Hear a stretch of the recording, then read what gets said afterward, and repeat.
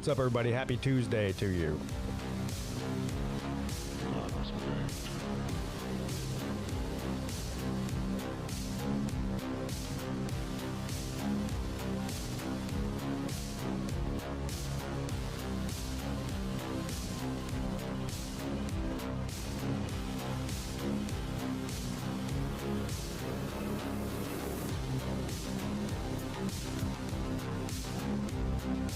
I will call you crazy. Yeah.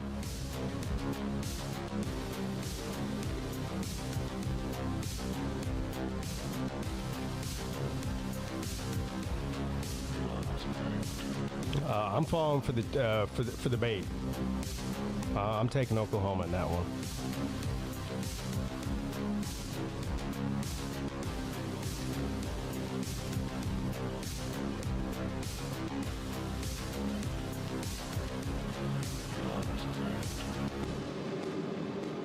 I don't know what the record is, but I know Oklahoma's a better football team, pretty much all around.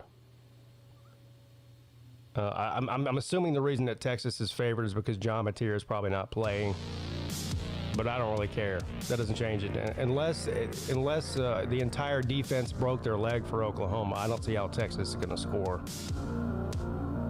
Probably be a low-scoring game, though.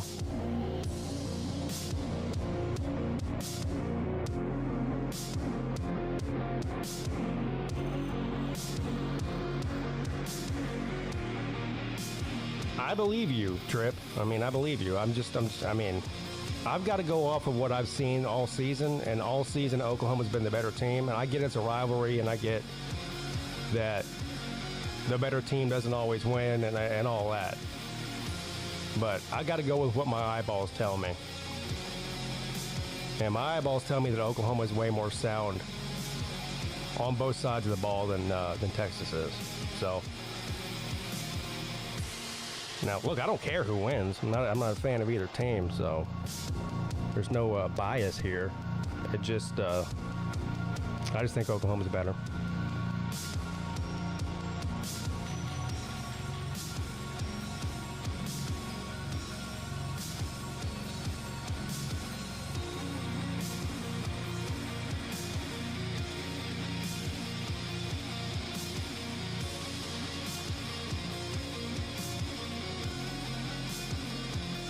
The Georgia-Auburn game is more tough to figure out.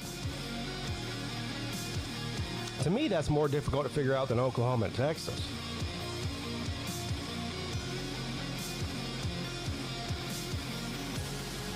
So, no, I don't have any inside information. No, I don't. But yeah, I think Auburn's a better team than their record is. They've had some close losses to good teams. This game's in Auburn. This will be a tough one for Georgia, I think.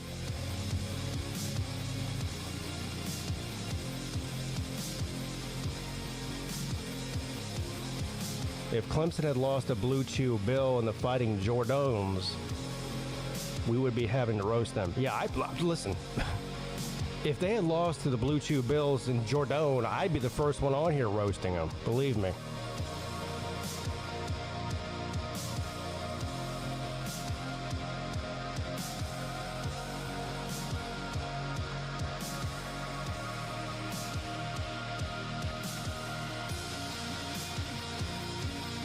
I mean, look, if I had to pick who's going to win the game, it's a gun to my head. I'm picking Georgia to win because I think they're a better team than Auburn.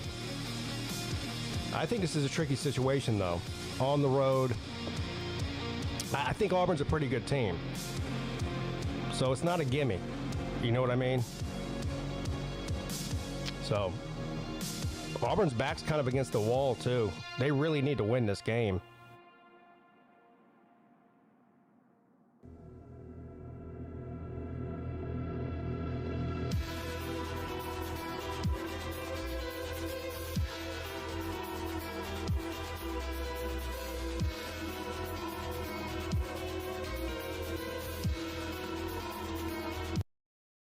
All right, we're going to be with you guys in just a second. I'm finishing getting set up here.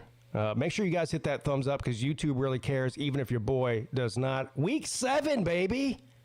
Week 7 of college football. Can you believe it? This season's flying by, and it's been a hell of a season. It's been a hell of a season.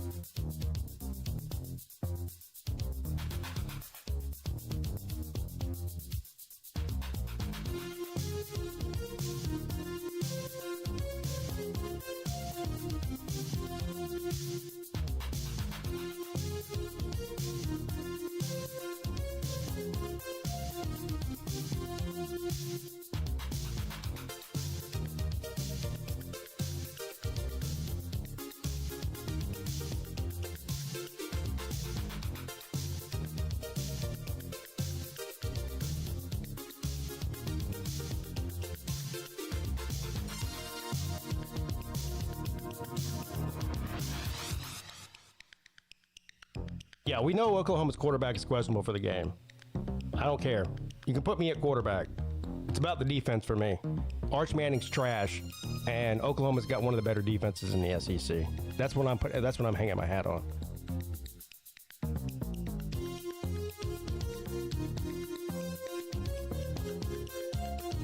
Who is Texas' backup quarterback? Can anybody answer that for me? And why is he not playing? Well, I know why he's not playing, because they're paying Arch Manning $5 million or whatever dumb amount of money they're paying him. But other than that reason, why is the backup? Is he a freshman or something?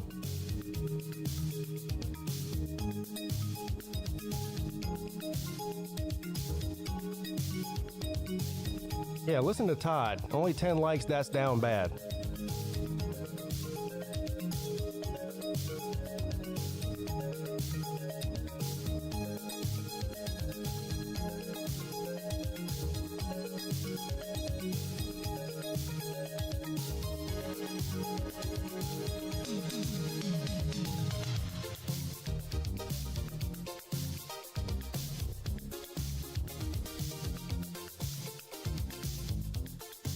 Driving home after shit real bad. Hope I make it. Yeah, I think what you mean is you're driving home and you have to shit real bad. Hope you make it. Because if you already shit, then you should be good to go.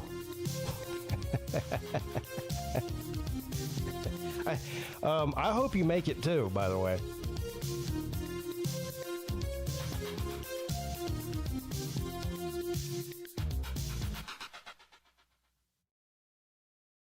All right, everyone, let's get this. It won't be the same kind of shit show as Rec Talk's got going on. It'll be a different kind of shit show. But let's get to it. Hello, everybody. Welcome to the ACC show. I am your host, the one, the only Pigskin Pete, joined by my friend, colleague, and co-host, Sea-Dog. How's it going, Sea-Dog? Hey, Pete. What's up? Hey, man. I'm living the dream. I bought a new lawnmower today. Oh, that's a freaking old man's dream. I know. This is dad goals over here. I went out to mow my lawn. I got up to the butt crack of dawn this morning, and I was trying to beat the heat because it's still hot out here. I don't know if it's hot where you are, but I was trying to beat the heat, so I went out and tried to fire up my electric lawnmower, and it won't start. And it's not the batteries. I spent 2 hours trying to figure out what the fuck was wrong with it. Long story short, it's trash. I'm going to take it to the dump tomorrow. But so I had to go on and order myself a new lawnmower. I got myself a 21-inch Ryobi self-propelled electric lawnmower, baby. Let's go. Is it battery powered? Yeah. I've got one of those too. Yeah. My yard's only like 5,000 square feet of grass, so I don't need anything more than that, you know. Yeah, that's the one I got. It's good. Oh, you got a Ryobi? Yeah. Oh, see? Battery powered Ryobi, yeah. Yeah. See, there you go. Variable speeds. One time, let me use his, and my wife liked it so much she bought it. Yeah, I like Ryobi.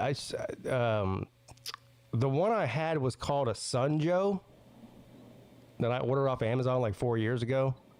And so I guess I got my money's worth out of it. I paid like $250 for it and it lasted 4 years. I guess that's, whatever. I don't know. But all of my power tools and everything are all Ryobi and they all work for years. I've had them for like 10 years. So I'm assuming this lawnmower will be the same. I don't know. Did you just ask if his electric lawnmower was battery powered? I don't know if you plug it up. No, you don't plug it up. You think I'm gonna drag a cord around the yard or something? One of these retards that walks around the yard with an extension cord? Immediately. Yeah, you're running over that cord. This guy's a Georgia Tech fan. You gotta take that into consideration when he starts asking questions like that. That makes it worse. I know. That makes me have to ship more, you asking that question. Come on, man. Don't be like that. I got enough Tech fans telling me that I'm an embarrassment to the fan base. Well, that's a compliment. You think so? It really is. It really is. Yeah. Anytime you got your own fan base mad at you for some reason because you disagree with them and they feel the need to tell you that you're an embarrassment, tell them they're an embarrassment because they don't even have a YouTube channel about Georgia Tech. A lot of them, they just don't want to hear what they need to be told. They don't want to hear the truth. One fan commented on Sea-Dog's video saying he was a Fairweather Tech fan. Well, I had one tell me that the other day too, because I was criticizing. I want Garrett Riley to, I don't like Garrett Riley, so I'm a Fairweather fan.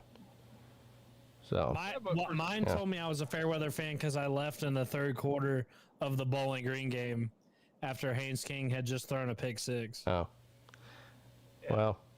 If that makes me a Fairweather fan, then yeah, I guess I am one. I'm guilty. Suffered through 3 years of Jeff Collins, but he's super fair. Yeah, the Fairweather fan probably didn't even want Jeff Collins fired. Yeah, nobody should be fired. Any minute. No, just say everything's great. Sunshines and rainbows over here. So. It's gonna be different.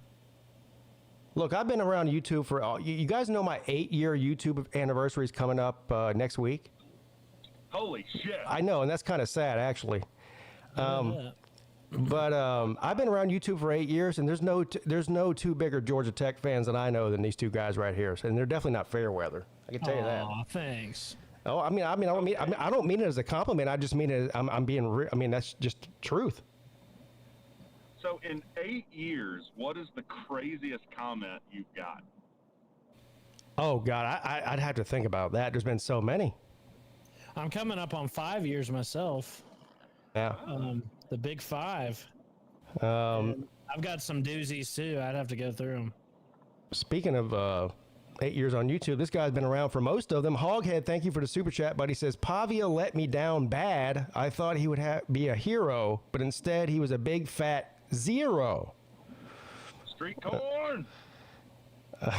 Also, thank you, Joelish, for the super chat. It says, I did most Georgia Tech thing ever last night and talked to Chat GPT for an hour about calculus and philosophy. That's fucking hot. But it is the Tech Bowl this week. Yeah, we'll talk about that. Yeah, you guys got a big game. And for those of you who have been listening religiously or even satanically to the ACC show all season, these two guys, particularly Rec Talk, if I'm remembering this correctly, had this game circled on their calendar as one that they might lose. So it wasn't me. It wasn't. I have every game circled that we might lose, but I also thought Virginia Tech would be a lot better. Or are you talking about during the season? I don't know. I remember. If you're gonna try and talk shit to me through text while we're on a show, you got to. I remember one of you. I can't remember which one of you nerds it was, but one of you guys was saying that you were worried you're going to lose in Virginia Tech. It might have been Sea-Dog. I'm shaking in my boots. I mean, they are better since they fired Pry. That is true. Yeah, I thought this was going to be an easy win when they fired Pry, but they're playing a hell of a lot better post-Pry interim. What does that say? What does that say about pride? It's always weird whenever they fire their coach and the team starts playing better. UCLA? Yeah. Yeah. Did the players just hate the coach, or I mean, I don't know. Evidently, something that coach was doing was completely stupid. I mean, you gotta say that, right? I don't know. I don't know what it is. Like, I don't know, because it happened with UCLA too, obviously. What could it be? Happened with us? Of course, the interim coach doesn't always work out to be a good long-term coach, but it's an interesting phenomenon. Well, rarely is the interim hired. Tech is kind of unique in that. We both are, because Dabo was an interim, right? He was, and he won himself the job by winning. Yeah, and the rest is history. So no one knows about interims like us. Yeah. Yeah, Dabo was the most unlikely hire at the time. As a matter of fact, I remember very clearly that the vast majority of the fan base did not want to hire Dabo, even though he was winning after Bowden got fired. Now, be honest. How did you feel about the hire at the time? Yes. It's okay. You couldn't have been thrilled. You can say if it was. No, I liked Dabo. Because I liked what he was saying, and he was winning. But believe me, I had my reservations. I'm like, okay, so is this the best you can do? You know what's funny? There was a lot of people that interviewed for that job, and you know who it came down to? No. It came down to Dabo Swinney and Will Muschamp. At the time, Will Muschamp interviewed for the job. He was at, I believe, Texas at the time. Yes. Yeah. He was very popular then. He was very popular. You dodged a nuke. And look, the Clemson fans won't admit it, but there's a lot of them that were upset that Will Muschamp wasn't the pick. Look, I'll be honest. Yeah. I kind of want a Dion. What? when we fired Jeff Collins. God almighty. I'm glad you don't. I thought it'd be fun. I don't know. I thought it'd be fun. Imagine. Oh, yeah. Imagine what the history with the books, how they would have been rewritten had Will Muschamp taken the job at Clemson. Yeah. Or been hired, not taken the job. He would have taken the job if they offered it to him, I'm sure, but they didn't. That might have ended up somewhere else. You know? People forget when Mark Richt left Georgia. Well, let's be honest. Mark Richt was fired by Georgia. They wanted Muschamp. A lot of them did at the time. Yeah. I went to South Carolina. They thought they were missing out by not firing Rick earlier. Yeah, Will Muschamp is one of these guys. I believe that he's a great coordinator, but he's just not head coach material. I mean, I think we've learned that already. I mean, the history tells us that anyway. And there's a lot of examples of that. Tier DC. Which reminds me, in my video the other day, I was talking about how I wanted to, I'm done with Garrett Riley, because I am. I mean, I feel like he's a Mike Leach knockoff, air raid guy. He just doesn't want to run the ball, and that's just who he is. So I've accepted that fact. I don't like it. Huh? Is he gimmicky to you? Well, it's just a finesse. In the same way that the air raid is kind of. I mean, it's just a finesse offense. It's not. Look, if you run that kind of system like he ran at TCU and was successful at, which is why he got the job at Clemson, and you look at some of the Mike Leach offenses, which were very similar, they recruited guys to that system. Clemson does not recruit guys to that system. So it's kind of the putting a square peg into a round hole type thing. But just in general, I don't like that style of offense anyway. I mean, can you name a team that's ever won a national title doing that? No. No, that system works for getting kind of people that are overlooked, like 3 stars, and building a team of people that were not recruited by the big dogs. Exactly, which is what Mike Leach built his career on. And rest in peace, Mike Leach is a legend. So I'm not shitting on Mike Leach, but that's what you just described is what Mike Leach's whole career was, is taking a bunch of 3 stars and making them look like better players. And the same thing at TCU. Whenever Garrett Riley was there, that's sort of what they did. They made themselves. I mean, they took themselves all the way to the national title with a bunch of 3 stars on their roster, and that's great. But Clemson is not that. And so they overperformed less talent. That was the system. Yeah. Just in general, I don't like that style of offense anyway. I mean, I'm just not a fan of that. I guess I'm more old school. If you look at the great Clemson teams over the past 10 years, they were the opposite of what they're doing now offensively. So, but you're not in that predicament though. Clemson was an established program that had won national titles. Right. So it's just not what that's geared toward. Yeah, but so my point was, anyway, I made that video about Clemson and Garrett Riley, and this guy was in the comment section telling me, because I mentioned Jeff Scott, because I know the next question after I say I'm done with Riley is who would you want them to replace him with, and I said, well, I heard Jeff Scott's available, which was kind of a joke, but it's not really a joke. He's the former offensive coordinator of Clemson with two rings on his finger as the offensive coordinator. Then he got the job at USF. He had a terrible record there. He's like 4-18 or whatever it was. It was bad. And that's what he said to me. He goes, well, why would you want Jeff Scott? He went 4-18 at USF. And I'm like, his head coaching record has nothing to do with what he's done as a coordinator. Absolutely nothing. I mean, they're not the same job. So, and that's sort of the realm that I put Will Muschamp in, is I think that he's an elite coordinator but terrible head coach, just kind of like Jeff Scott. I thought for sure Tony Elliott and Venables would be available by now. It appeared to be. Oh, Slim is. It looks like Slim's here. Oh, is he? All right. But both Tony Elliott and Venables have kind of turned things around this year. Whereas they were on the hot seat last year. I'm telling you, I get PTSD when I watch Virginia's offense because it looks just like Clemson's offense did 6, 7, 8 years ago. I mean, it's kind of crazy that he just got it turned around this year. It's kind of crazy. I'm happy for him. I'm a Tony Elliott fan. He's a Tater man. I mean, he went to Clemson, played at Clemson, coached at Clemson, got rings, worked his way into that job. At Clemson? Huh? What was his position at Clemson? He was a quarterback. But he's a Tater man through and through. And, a lot of people want...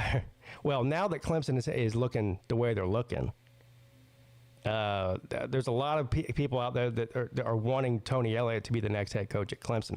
Now, look, that may end up happening someday, but it's not happening anytime soon. Yeah, it's a little bit crazy.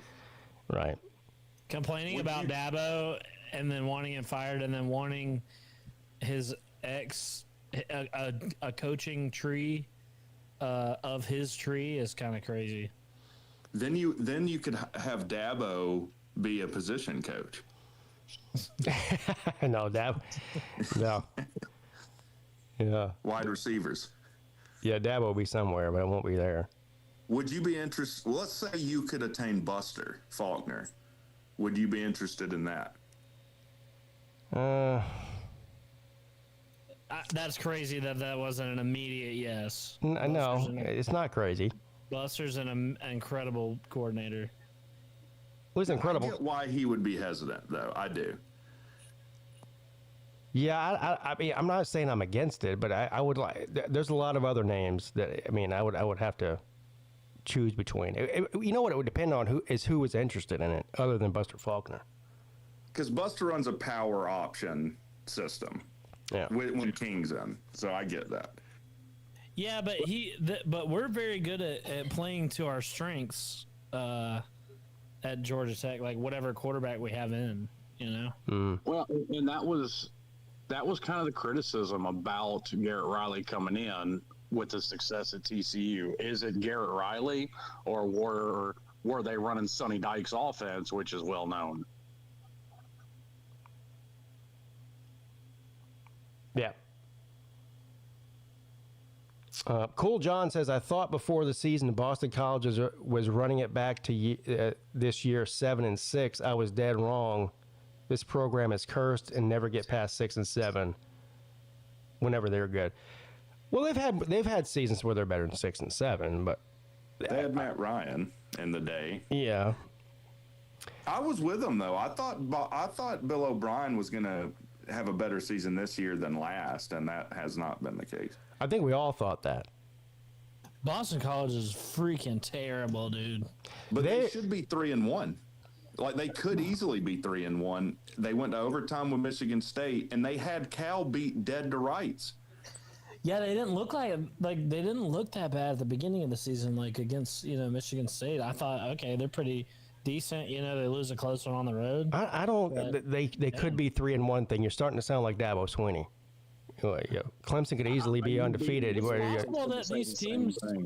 possible that these teams spiral, in the same way that Florida State did last year. They might be doing this year. They took Michigan State to double overtime. They, with 20 seconds left against Cal, were inside the 10, a go-ahead score, and threw a pick. That's all I'm saying. Now, they didn't execute. That's on them. But yeah, but you're talking about Michigan State and Cal like they're great teams or something. They're not, really. No, I'm just talking about their record. Yeah. All right. No, you know what, man? Don't be coming at me with this energy. All right, I'm making sense. You're making sense to you. That's all that matters. I've made sense to me my whole life.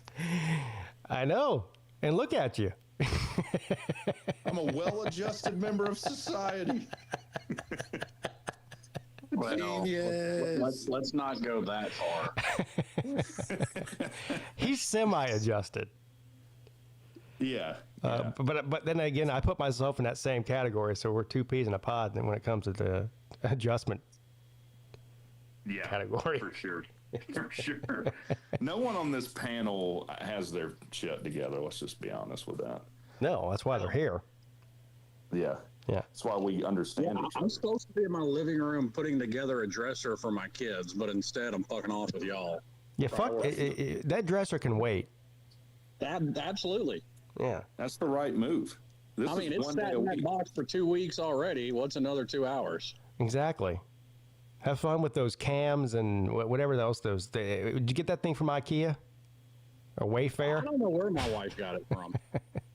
Does it have 18,000 parts in shitty directions? Yes, it does. Then you got it from one of those two places then. Women love that shit, dude. They love watching you assemble furniture and get pissed. Yeah. Yeah, I'm absolutely convinced of that. I just yell out the F word every 3 seconds for no reason whenever I'm putting together furniture. Like, I don't know why she does it with the kids' furniture, but we go buy bedroom furniture and the shit's assembled and gets delivered. And why can't we do the same thing with the kids? Why you gotta go buy shit I gotta put together? Yeah. You know what's even worse than having to put it together, though, is when she attempts to put it together. Because I guess I was taking too long to put together our nightstands. Well, I come back and she's put it together and it's freaking falling apart. Like the door is like broken, and it all right, she's sitting right here. Dude, that was a play. She was manipulating you. She did that so that you would just put it together the next time. I put together the second one perfectly. So she gets the good one. Now I get the falling apart, crappy one with the doors broken. Listen, I see your super chat, Mike. Thanks, Mike Porter. He says, I'm always worried I have no swagger. Go Jackets. Of course you have swagger. It's somewhere deep inside of you. You have to reach down and pull it out. But you've got it. Penis. Yeah, it's there somewhere. I'm a Miami fan, so I have plenty of swagger. Yeah. Sea-Dog didn't think so. Oh. Hey, I'm going to drop out and come right back in. I just emptied my bowels, so I'm getting on my computer. All right. Did you just shit while you were on the stream with us? Yeah, I believe he did. he totally pulled a Vic on us. Wow. Well, at least he muted it whenever it got bad. I didn't hear anything. Thank God. I would have left the mic on. Yeah. Yes, we know. All right. Let's go into last week's games here, and there were some great ones. At the top of the list is Miami. I think it's at the top of the list. Let me go up and see. Yeah, top of the list. There was no Friday night game in the ACC. So Miami at Florida State. Miami wins 28-22, and if you watch this game, or rather, if you didn't watch the game, and you only saw the final score, you would have thought this game was contested at any point, and the fact of the matter, it wasn't until that dumbass call in the fourth quarter by Cristobal that allowed Florida State to go down and score and make it look closer than it really was. But you know what? I don't hate that call. I really don't. Said that the other day, but I disagree with you. Well, I mean, that's fine. But like I said, I don't hate the call. They just didn't complete the pass. And I mean, listen, Mario's playing 4D chess over here. All right, y'all need to learn to keep up. If we had blown them off the field like we were doing, they probably would have fired Mike Norvell by the end of the season. We would have completely deflated the team. They would have given up on the year. Instead, we gave them hope, and now Mike Norvell is going to keep his job. That's you're really reaching there. I'm not reaching. You're really reaching there. That was a terrible, terrible call, and we've seen him do this over and over again. And eventually, it's going to cost. Actually, that particular call you're talking about, I don't hate it. I mean, I would have gone a different way, but I don't hate the call. What would you have done? Pick the field goal. I probably would have kicked the field goal more than likely, just to make it a 12-point game or a 9-point game. Excuse me. And lost Peete. Once again, they showed, and we talked about. You weren't here for that conversation. We talked about it on the midday show Monday. They showed a view from behind Carson Beck on the replay, and if the running back had caught that pass, I mean, there was 15 yards of green grass in front of him. Yeah, he was there, but again, it's like Rec Talk said on the midday show. You can say that about every play. If the guy gets open, then I mean, so I don't understand the reasoning there.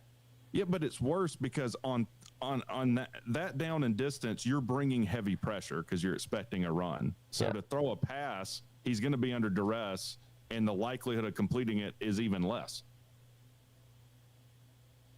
Yeah, but also you're inside the 20, so if you turn it over on downs, Florida State has to drive the entire. Yeah, but being inside the 20 is all the more reason to kick the field goal. It's a short field goal, and the game is definitely over at that point. This is how teams come back on you. This is how the Falcons blew a Super Bowl. Nah. Like I said, I would have done something different, but I don't hate it. So you got two choices. You can kick the field goal, you make it, game over. If you don't make it, like you said, you're inside the 20, so they still have the long field to go.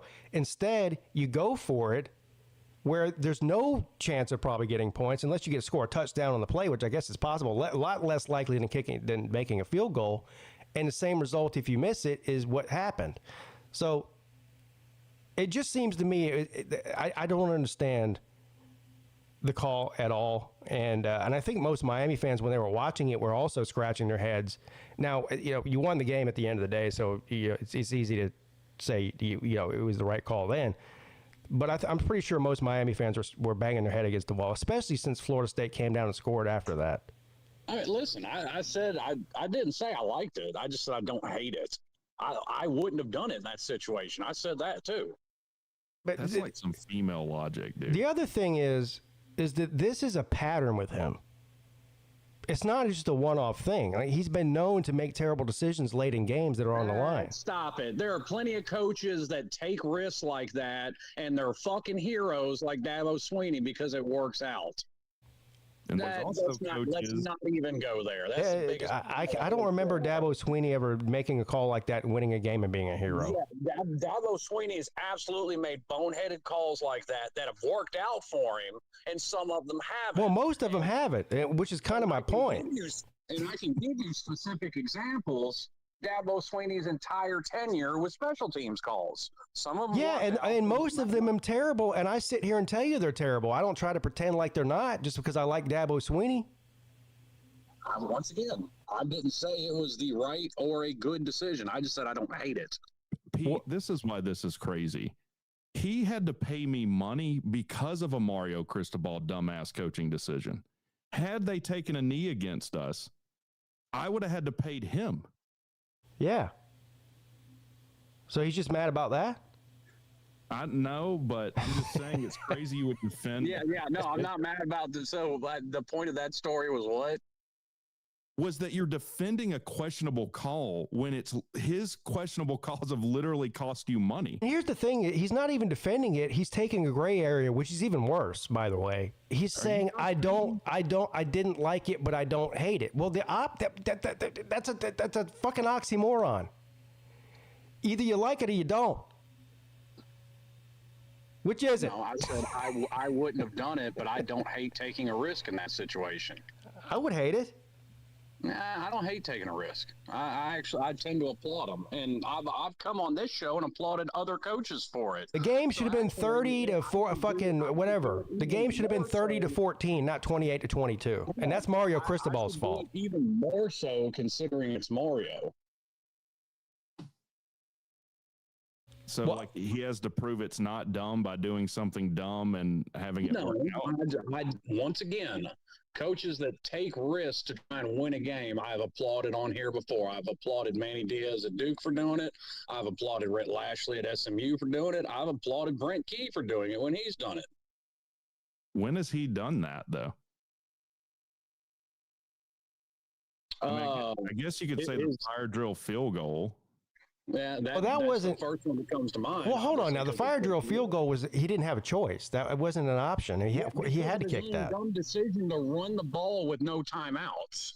Well, okay. I got you there. That was dumb. Yeah. But also prepared. Also, the chances that they do the fire drill field goal and it works, that's less than 10% probably.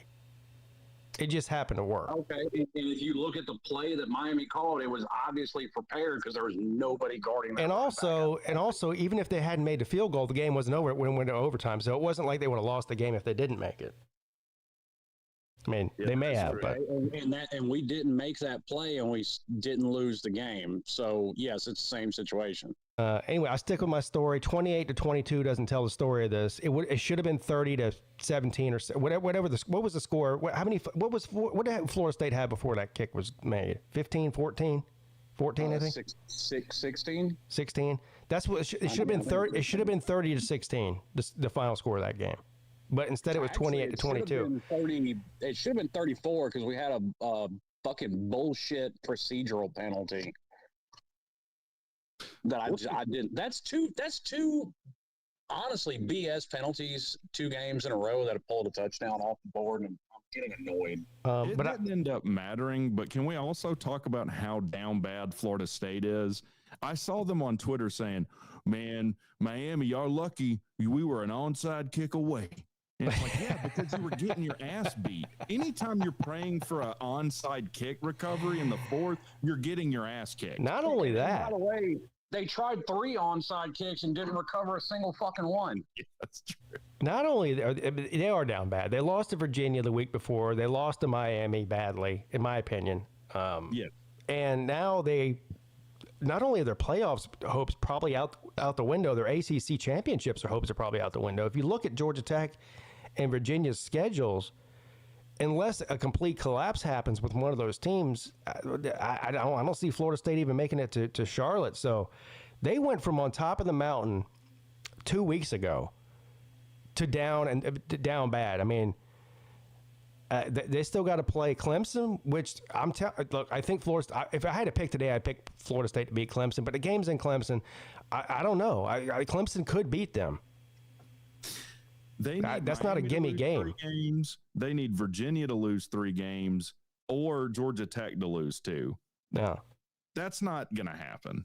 Georgia Tech could easily lose 2, but the other one of those things happen. No. Yeah, their best hope is to run the table, which is highly unlikely. And that win over Bama week 1 helps them get in one of those at-large bids. That's their best hope. They'd have to win out. No, absolutely. They'd have to win the conference to get a playoff bid.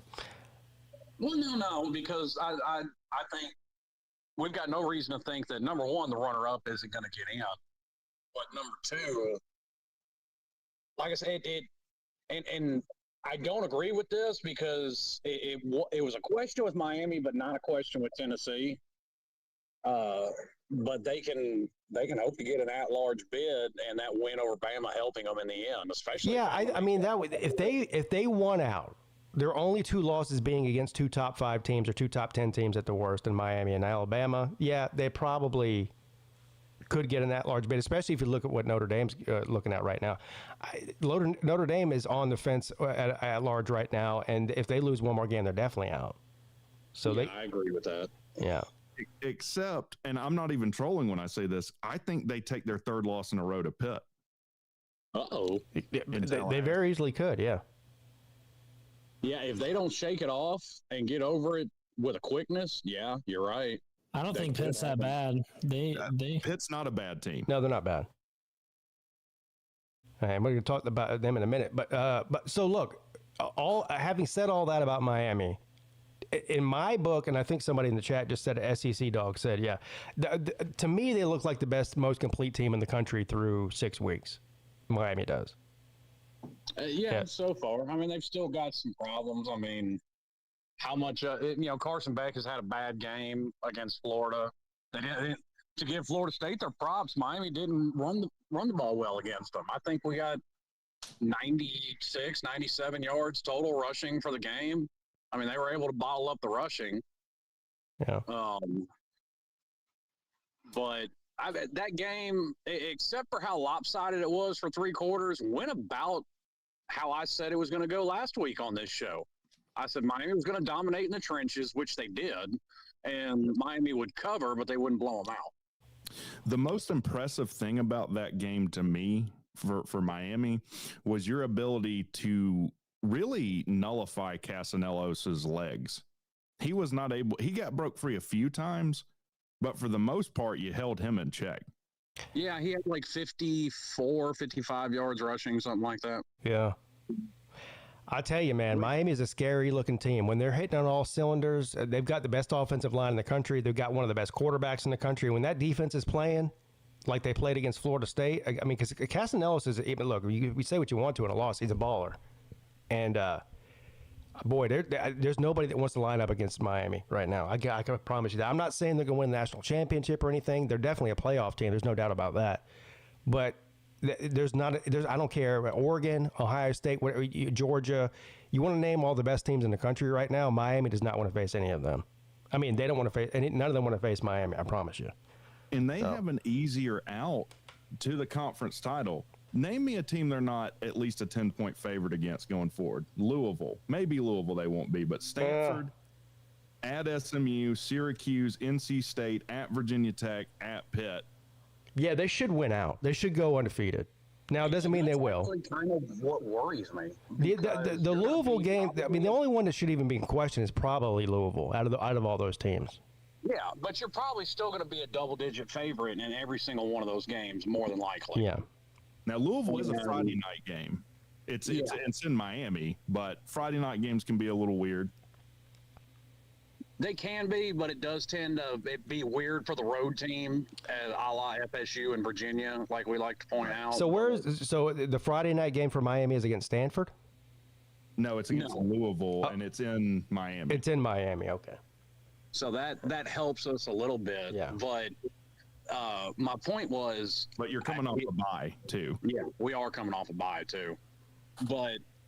with them being double-digit favorites in probably every game for the remainder of the year, to me, that can be rat poison for a team because you can get caught napping because, we're double-digit favorites against everybody. Yeah, but the thing is, you don't have a clear weakness right now. Like last year, at this point, you had been taken to the wire by Cal. So we knew your defense was suspect. Yeah, the defense was suspect, yeah. That doesn't seem to be the case this year. No, that's true. Maybe that's just my pessimism creeping out. I get it. And plus, I don't want to even put this out in the universe or anything like that. But injuries happen. Key injuries with certain players, it can happen. I don't want to see that. But that does change things if it does happen. Well, yeah, of course, that changed Miami's defense last year because you look early in the year and their defense was firing on all cylinders and playing really well.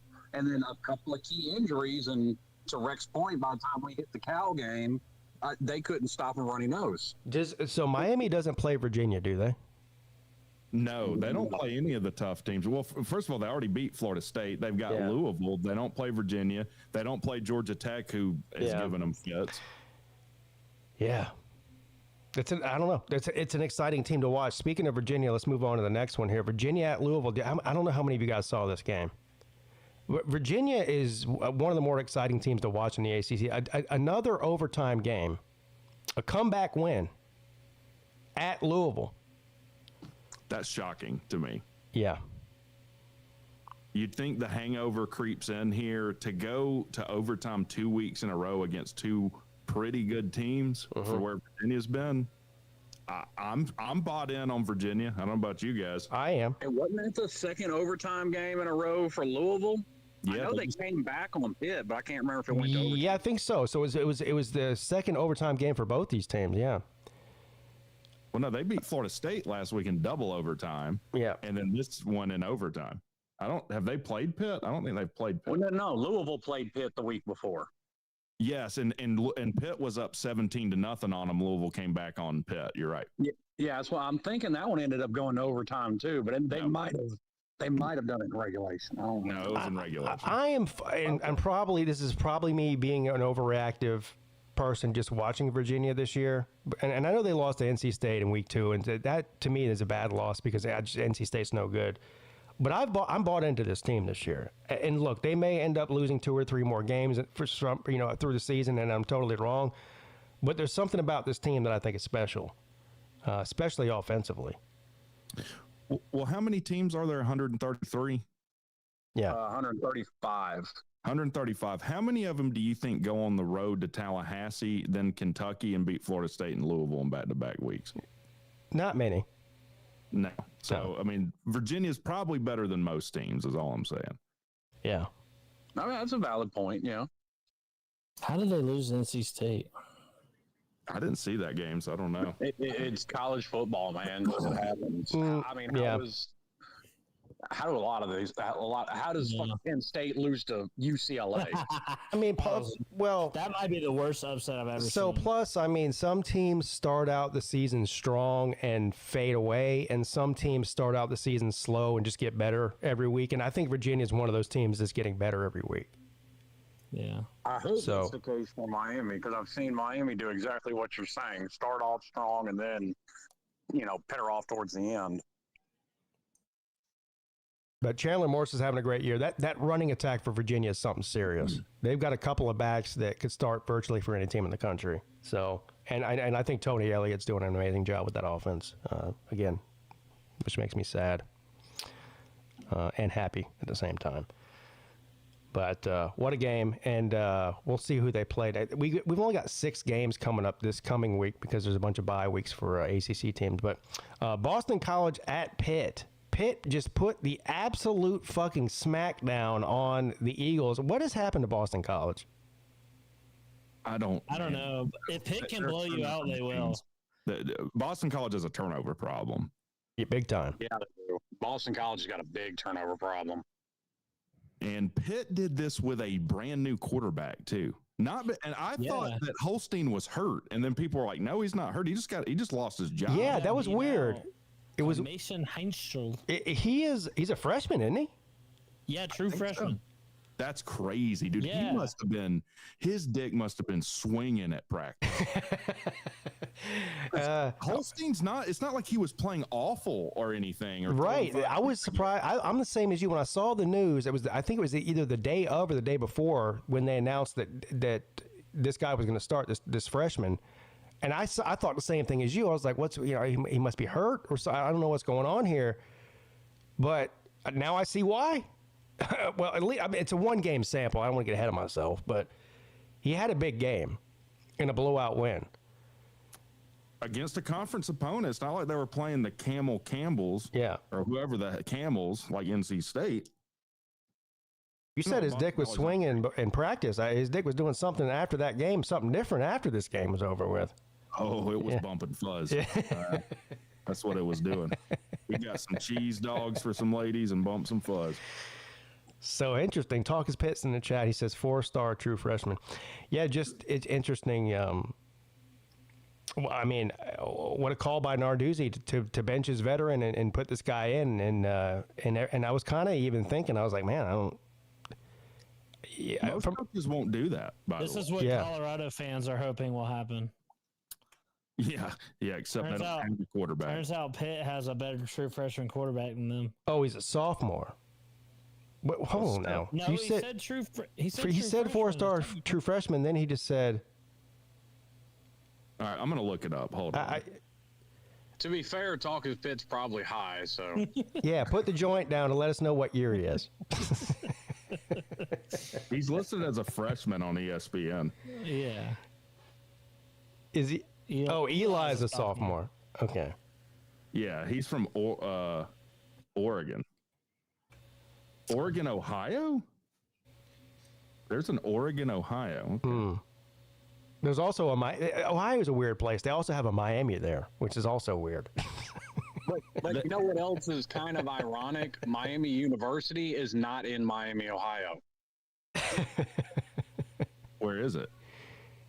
Whatever the neighboring town to Miami, Ohio. I've driven by it before, so that's the only reason I know that. So did Ohio start naming cities and like, damn, I can't think of anything. Listen to me. Rec, have you ever been to Ohio before? No, I haven't. All right. Oh, I have actually. I've been there a lot. Those people, they're not right up there. All right. So nothing is a surprise when it comes to that kind of thing. Amtrak only runs out of Ohio. It doesn't go in. Yeah, I think I went to Kent, Ohio. Yeah, you can get a direct flight to Myrtle Beach from Ohio, but you can't get a direct flight from Myrtle Beach to Ohio. Didn't you go like last year? Yeah, I did go last year. I just hated that job so much that I kind of wiped it from my memory. What part of Ohio did you go to? I think it was like Kent, Ohio. Oh, God. Yeah, and it was weird because it was like Pleasantville. It's like everyone was reading from scripts. Yeah. To me, it was kind of bizarre. Was it almost like you were in a simulation? Yeah, I thought I was in a simulation, and then obviously, people thought I talked funny, and I told them to go fuck themselves, and it just wasn't a good trip. Well, I went up to Massachusetts to meet my wife's family, and the freaking guy up there, they talk so funny up there. Yeah, they call soda pop. Have you heard that? Oh, they call all kind of stuff. They call a water fountain a bubbler. A bubbler? They call a roundabout a rotary. It's like crazy. What? A rotary? And I shit you not. I went up there and this freaking guy said, "Forget about it." Tony Soprano style? Yeah, forget about it. Yeah. Forget about it. Hey, gabagoo. Did you ask him if he had the makings of a varsity athlete after he said that? It's the kind of talk I don't want to hear. I've got a bunch of cousins that I spent a lot of time in Ohio growing up, and every time I went up there, it was like it's like you said, it was kind of like a simulation, except for back then I didn't know what a simulation was. So to me, it was more like being inside of a cartoon. Everybody walking around was like a cartoon character. Yeah, like you keep trying to wake up. Yeah, except it's real life. Yeah. Anyway, all right. So Pittsburgh blows out Boston College, who Clemson plays this week. We'll talk about that in a few minutes. Clemson at North Carolina, the Bill Belichick Bowl, whatever, the Jordone and Belichick Bowl. And this game was never in question either. 38-10 doesn't really tell the story. Clemson pretty much did whatever they wanted to do. This might be the worst team in the Power Five. Worse than. Yes. Exactly. They're obviously worse than Troy. They are. I need to see them play UCLA. The two sissy Blues. They need to play each other. It's shit. We all called this. I mean, we were wrong about some teams. We were right about some teams. But I just don't. Anybody who was sitting around in the preseason thinking that North Carolina was going to be great. And the funny thing is Bill Belichick is already starting to make excuses for it. I mentioned this on the midday show that he was on game day. They interviewed him on the field before the Clemson game, and he started with the whole thing. Well, we haven't even had a recruiting class yet, and all that kind of thing. He did say some things that I thought were interesting. They asked him a direct question about the difference between coaching in the NFL and coaching in college. And he said, well, the biggest thing is in the NFL free agency, we know whose contracts are up. We know which of our players' contracts are up. So you can sort of plan around who you're going to go after based on that. In college, there's no contracts, and anybody can pretty much leave at any time and transfer, and you've got 4,000 players in the portal, so it's a lot more difficult to navigate that kind of thing. But he did say, he said, but we haven't even had a recruiting class yet. And I'm sure that's what he's telling his bosses as some sort of justification why they're so terrible, and to give them some hope that they'll be better next year after they put a quote-unquote great recruiting class together this year. Yeah. But so did you see that the transfer portal went to 115 days? Yeah. Well, speaking of North Carolina recruiting, I saw this on Twitter today. They had a 3-star decommit for the second time from them. Damn. Like he committed, decommitted, recommitted, and has decommitted a second time. I mean, dang. I'll tell you how you know Belichick's full of shit with that, by the way. This is the first he's mentioned of that. I mean, it's obvious I'm fishing for an excuse. And this is the worst case scenario because it's not just like your coach is bad. Every team goes through that. Your coach is in direct conflict with his own players because he bans any Patriot scouts from coming in there. He's banned the social media from talking about New England. And then they ended up doing something for Drake May. So he's arguing with his own administration. Like, it couldn't get any worse. It's bad.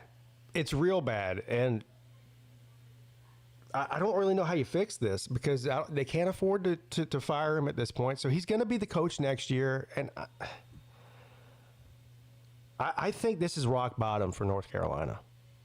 They're going to recruit in the 50s this coming up. Yeah, that's the other thing. They're not going to have a great recruiting class, which is what he's trying to say that they are. And there's going to be a mass exodus of players after this season because they're so bad and they're not loyal to him or the program. And they want to get the fuck away from him and go somewhere and play for a real program. So he's going to have to rebuild the team, get through the portal again. It's not going to be any different, is what I'm trying to say. They're going to look the same way next year. And possibly his staff. This happened with Jeff Collins. When you're this level of bad, some people on your staff are like, I don't want to deal with this shit. I'm going to go somewhere else. That's a circus show there. It really is a circus. I almost feel bad for North Carolina fans. I mean, I know there aren't that many of them in football. They're mostly basketball people, but there are some out there that really do care about football, and I feel bad for them. Well, it's not even fun to make fun of North Carolina anymore. I know it is. Well, it's fun to make fun of Bill Belichick because he's fair game. Oh, for sure. But like, if you just talk shit about North Carolina, their fans will agree with you, and that's where I was with Collins. Yeah. Once the fans start agreeing with you, it's not fun. It's just like you don't want to pick on somebody who's agreeing with you. Like, oh, speaking of which, I know he doesn't come around anymore, but has anybody done a welfare check on Luke, our resident North Carolina fan? He's long gone. I think he lurks. He's probably listening right now. Luke, I'm sorry, buddy. Remember last week or whatever, the delusional UNC fan that commented and then deleted his comment? Yeah. What? He's so sketchy. I wonder what he's scared of. He must have got a job at somewhere that he could get fired if they find stupid shit on the internet.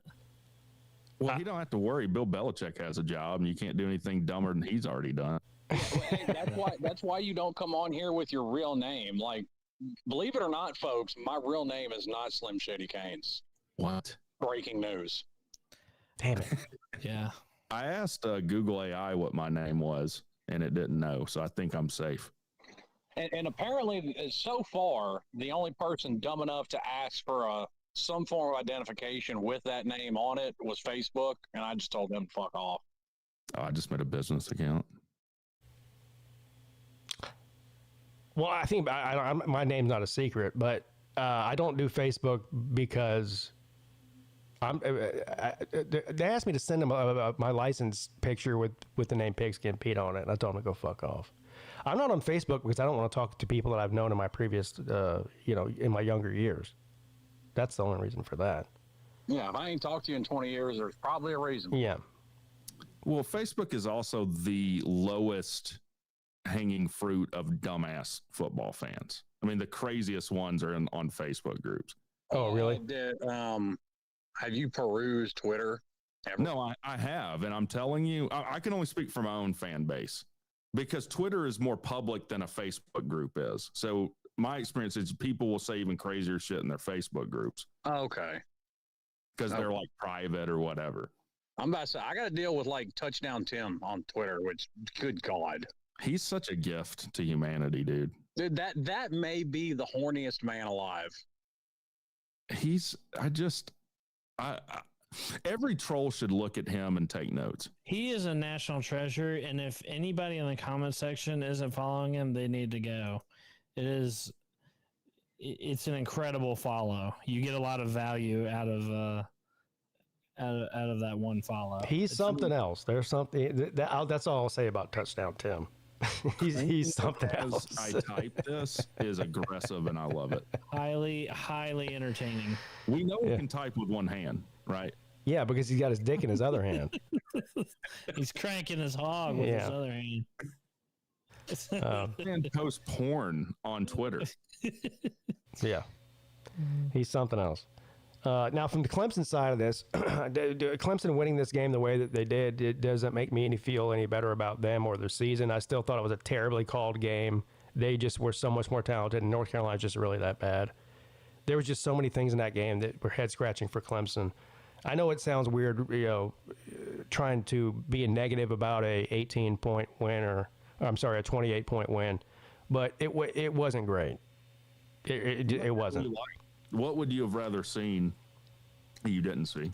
Well, they scored 28 points in the first quarter. They scored 34 points in the first half, and they still continued to throw the ball 90% of the time. You got it's just this is my problem with Garrett Riley. Is that he's a pass happy. He's kind of an air raid guy, and you can do that against teams like North Carolina. But you can't. I've seen them explore the run game. Like, man, you could really get some things figured out in the game. Here's the thing: Adam Randall is having an amazing. And here's the other thing that pisses me off, is that people are still jumping on you reverted a wide receiver to running back. Yeah, he's having an amazing year as a running. He might be the best player on the offense, the biggest bright spot. He's playing great at running back. So let's use him. And if you're up by 28 or 30 points and you just continue to throw the ball, I mean, at that point, it's just from a game strategy standpoint, your objective should to be to run the ball and run the clock out and get out of there with a win. Instead, they're just doing all kinds of trick shit, and it's just, to me, it's like watching a high school offense. Yeah, and him being a wide receiver is not like some kind of indictment. Like Jamal Haynes for Georgia Tech was a wide receiver converted running back. Like that happens. Yeah, and people are still talking about that, but the bottom line is he's playing very well at running back. Very well. He's averaging somewhere around 7 yards a carry on the season. He's the leading scorer. He's got more touchdowns than anybody else, even the limited amount of touches he's had. So every time that he gets involved, the majority of the time that he's involved in the game, he's a success. He was the best offensive player against Georgia Tech. We saw it in person. Yeah, they still lost the game. Yards a carry or something like that. Yeah. So on the season. Yeah, against Syracuse in a loss, he was averaging almost 10 yards a carry, and he still only got a limited amount of touches. It was like 15 touches or something.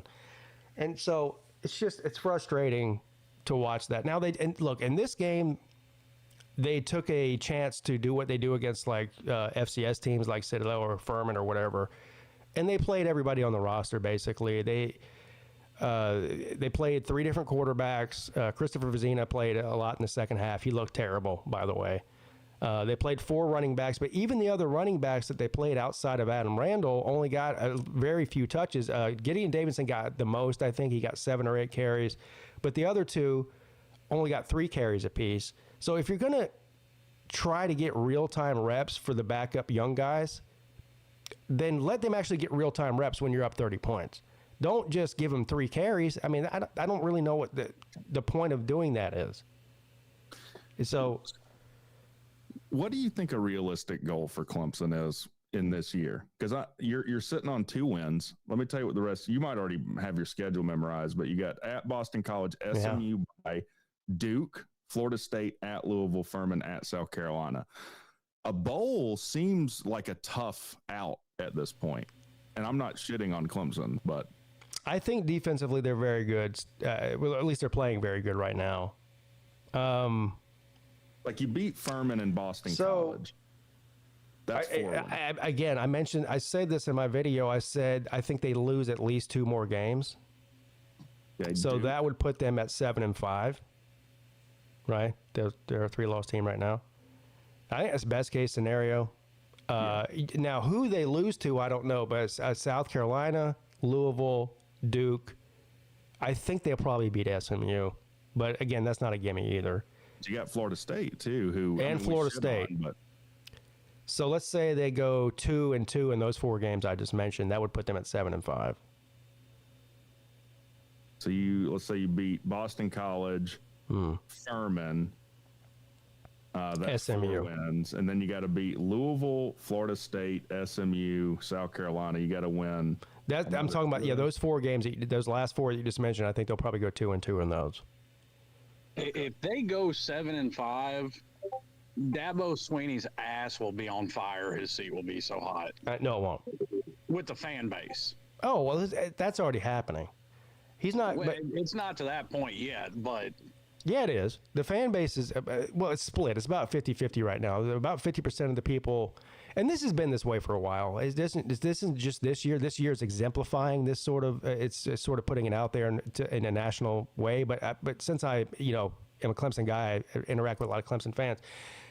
This has been coming for a while. There's about 50% of the people who are thinking that it's time to move on from Dabo despite all he's done. And the other 50% are the ones that just are like, they'll ride with him till the end.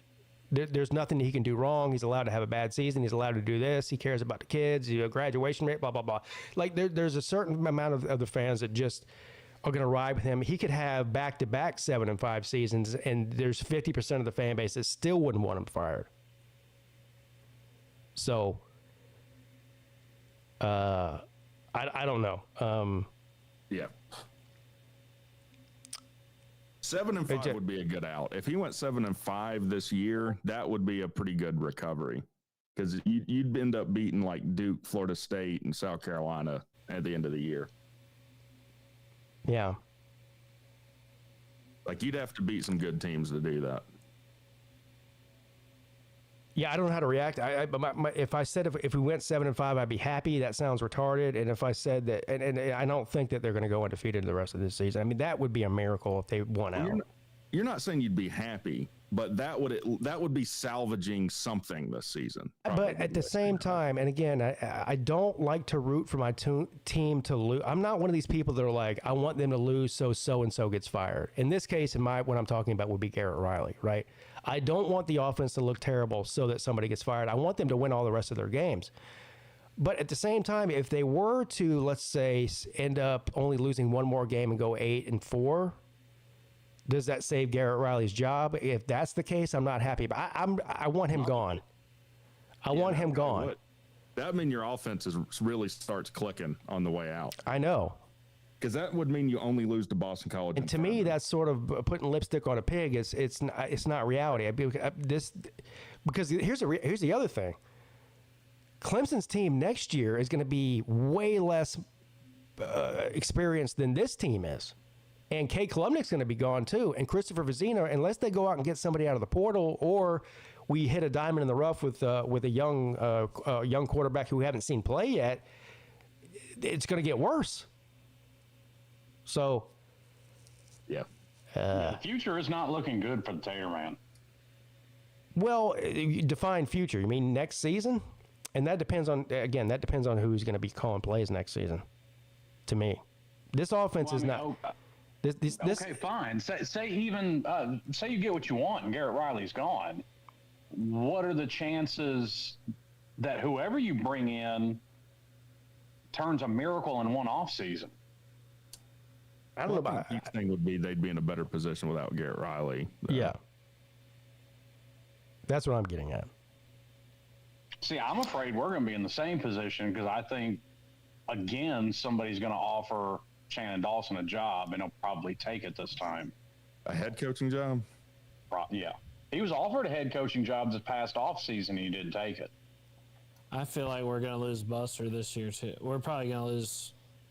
I don't know. I feel like we're gonna lose a lot after this year too. Man, I heard a theory on Twitter today that would upset a lot of people, including Georgia Tech fans.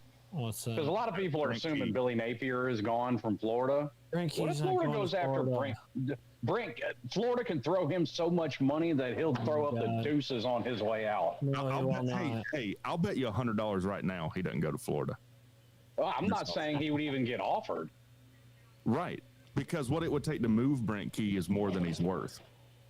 I don't know that. I think I agree with that. I think I agree with that. At this point, it is. I mean, because look, I think he's a great coach and all, but winning matters, and so he hasn't done anything yet to warrant the kind of money that would move him to Florida.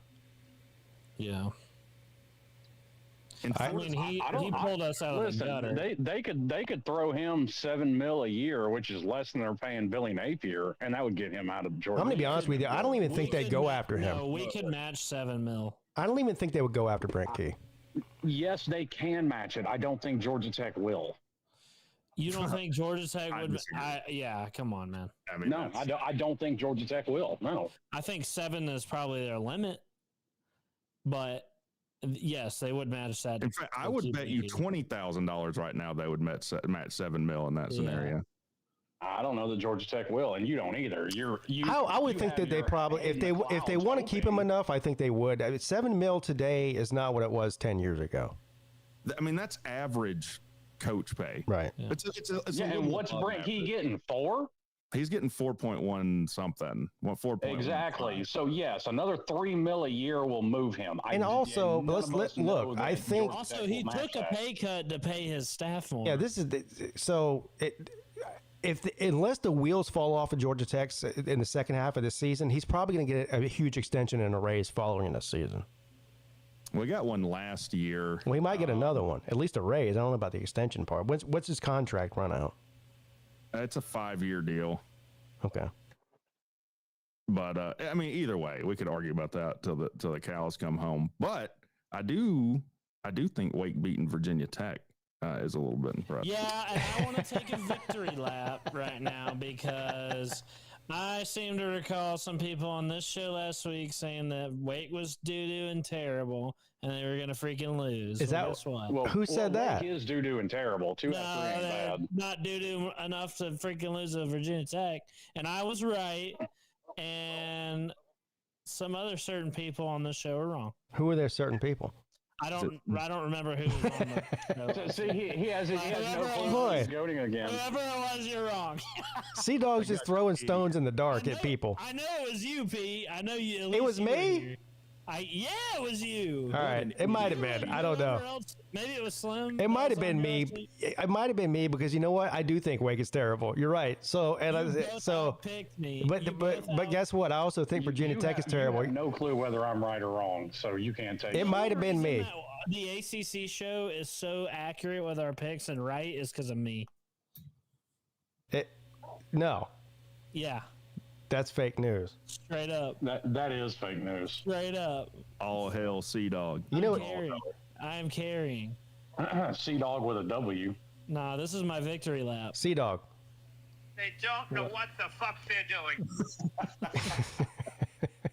That's you guys. Sea Dog is. He's a wonderful college football picker. Yeah. You guys have you seen Sea Dog on the ACC show? He's the best that ever did it. Everyone else, loser. They don't know what the fuck they're doing. What a great quote, man. Yeah. How often do you feel that way? This is my victory lap. All the time. I completely predicted this game right. I thought Wake If that's the closest thing to a victory lap that you get, have at it. Yep. Yeah, you picked Virginia Tech to beat. You picked Wake to beat Virginia Tech, and the only reason you did that is because they almost beat Georgia Tech. Let's be real. That's the only reason you did that. Because they're not that bad. Because they almost beat Georgia Tech, so they can't be that bad. And by the way, other than us. By the way, they only beat Virginia Tech by 7, and Virginia Tech they're so bad they fired their coach after 3 weeks. Virginia Tech was 2-0 after firing their coach. How good were you just saying Virginia is? And all they did was lose to NC State. Well, that's Wake Forest's only loss besides us. I'll say this: I don't What? think Wake is great. Wake Forest is in the same boat as Virginia. No, they're not. Their only loss is to goddamn NC State. They're not as bad as I thought they were. Their only other loss besides us is NC State. Okay. So what makes Virginia so good and Wake freaking Forest so bad? Because Virginia's got one loss and are tied for first place in the ACC. What's Wake? Is Wake Virginia Forest? beat a top 10 Florida State. Who was Wake Forest beat? Tied for first place in the ACC if the goddamn. And by the way, Wake Forest would have beat you if Robbie Ashford hadn't gone down in that game. You'd had an L to them. So take that. Yeah, those are pretty good. Hey. They're pretty good. We went too far. Or both of y'all are just ass. True Seminole. Battle of the mids over here. I'm not going to hear it from you, Slim. We own your freaking. Oh, you will hear it. Yeah, Listen, sorry, I can't say shit. Clemson's terrible, so I'm not saying anything. You're lucky. You're lucky the Canes don't play Georgia Tech this year. You freaking dodge us. I wish we did play Miami, even though that wouldn't be good for Georgia Tech. I wish we ruin did their too. season yet again. No, you would. Yeah, I would. Yeah. You're gonna honestly sit there and tell me after we beat you twice in a row, you come up into Bobby. And we beat you twice in a row before that. So what's your point? 9-0 last year. I think I would remember. I rushed the field, carried the goalpost, and jumped in the pool and got sick. I think I'd remember it. And that's what happened to you. But unfortunately for us, unfortunately for you, you freaking dodge the Jackets. I'm pretty sure that Sea-Dog got one of those brain-eating worms like RFK did when he jumped in that pool. That's the only explanation for the way he's talking right now. That really is. Because Mario Cristobal would wipe his ass with Brent Key's fucking hoodie right now. Okay, Miami is so much better than Georgia Tech. It's not even funny. Yeah, you sound like an SEC fan with these hypothetical matchups. Meanwhile, on the field, all you do is lose. Yeah, and I've got a brain-eating freaking worm. All it does is you act like we've never beat you. Like it's basically y'all have like a 1-game lead on us all time. Ooh, we never beat Georgia Tech. Twice in a row, 2 humiliating losses, and you freaking. And we beat you twice in a row before that. So you're saying Chris Paul wipe his ass with Brent Key's hoodie? Did we have the #1 overall pick last year? No, we did. Right. We had half a football team. Great. You rolled up. I claimed our own deficiencies. 9-0, dude. But once again, I said this year's team. This year's team is better than last year's team. What happened the year before that? This year's team, Miami would wipe the fucking floor with Georgia Tech. This year's Georgia Tech team is better than last year's too, bud. Yes, but Miami's is exponentially better. Exponentially. Okay. Well, you're the freaking king. Miami should be leaving for the SEC soon because you're a freaking king of hypothetical matchups here. Meanwhile, on the field, the freaking results speak for itself. I mean, yeah, one of us is ranked #2 in the country. One of us isn't. All right, bud. Well, if we go, yes, results speak for themselves. That don't mean you're going to beat Georgia Tech. Do you think Alabama is better than Georgia? Yeah. Yeah, you knew where I was going with that, and you're like, no, actually, I don't know where you're going with that, but yes, I do think Alabama's not a bad football team. Alabama's not an untalented football team. Is Virginia better than Florida State top to bottom? Now he's stuck between a rock and a hard place here. Who is? He kind of he garbled on me. What did he say? He said, "Who's better? Who's a better team, Florida State or Virginia?" Well, I mean, obviously Virginia won the game. See, your Georgia Tech won the game, but that being said, answer me this, riddle me this: does the best team always win the game? No, you're a perfect example of that. Exactly. Miami was a better team last year. We've now come full circle. This is not the SEC show, buddy. We don't we play games on the field. We don't talk about Who's the better quote unquote? You're right. Team? One of us has beat 4 ranked teams. One of us hasn't. Yes, Miami's better than Georgia Tech. And if you were on the schedule, you'd be a ranked win. Yes, sir. Doubtful. Bam. Yes, sir. I mean, it is what it is. I Bam. honestly give Brent Key that credit, and it's kind of mind-boggling. You're shitting on Brent Key, but you think Florida's going to pay him $20 million tomorrow. I didn't say Florida would pay him $20 million. I didn't throw out a number. But it's kind of perplexing if you think about it. Unless it's a dumb one. He wishes bad Key would go to Florida State. Why would I want Key? Why would I want Key in Florida? I would have to recruit against him. I think he's a good recruiter. All right. We've now. I could have listened to that all night. Talk about somebody being out of a fucking argument. Once again, that was saying Florida would go after Brent Key is a testament to Brent Key. Someone's out of an argument. You can't make up your mind what the fuck you think about Brent Key. Mario wipes the floor with him, yet he can't beat him. I said he would this year. And what are you talking about? He has beat him. Stop it. Hold on a second. You beat him in his interim year? Yeah, you beat him in his interim year when the starting quarterback for Georgia Tech quit. Then in that game, the next best option broke his collarbone. In Mario's first year that he went 5-7. 2 years ago is ancient history. You might as well be talking about your 5 freaking fake. Wait a minute. You were just praising 2 years ago when you beat us. Now it's ancient history. Make up your mind, buddy. I'm talking about the last 2 matchups. And then the words that just came out of your mouth is 2 years ago is ancient history. Make up your mind. That, bud. Trying to make sense of your argument is like looking through a kaleidoscope. It's just a bunch of fucking shapes and nonsense that no one can make sense of. Yeah, see, dog, make sense of your argument. A bunch of shapes and nonsense. The last year before out of it. You literally just contradicted yourself. Take the 2 years ago out of it, then we still beat you. Come into Bobby Dodd 9-0, and we still roll over you, dude. We still beat you then. That's what happened. Did Jeff Collins beat you? You better hope you get to the ACC championship. Oh, no, you didn't lose to Jeff Collins, did you? I would honestly have to look that up. I don't know the answer to that question. Ah, damn, even the ukulele didn't lose to Jeff Collins. Hey, I'll go. Oh, he sure did. No, I remember. Well, hell, the ukulele has a better record as a starter than Cade Klubnik. I know. Collins' first year, Miami. Oh, I'll never forget it. Miami was 6-6 that year, lost to Jeff Collins, and they were the only team in the country that year to get shut out in their bowl game, 0-14 by Louisiana Tech. How could I forget? Jesus Christ. You talk about ancient history. You're going back to when Manny Diaz first became the coach. Well, you're professionals at humiliating. You're going back 3 years to find a win against. No, I didn't. I rebutted Sea-Dog's argument that said, and when he said 2 years ago is ancient history. But you're who's trying to ride both sides of the fence? Because you're not going to get on Sea-Dog for it, but you're going to get on me for it. Hypocrite. Dude, you're Hypocrite. I don't even need to talk. You have a typical liberal fucking argument that you stumble over yourself. Oh no, here we go. Contradict yourself, you fucking Democrat.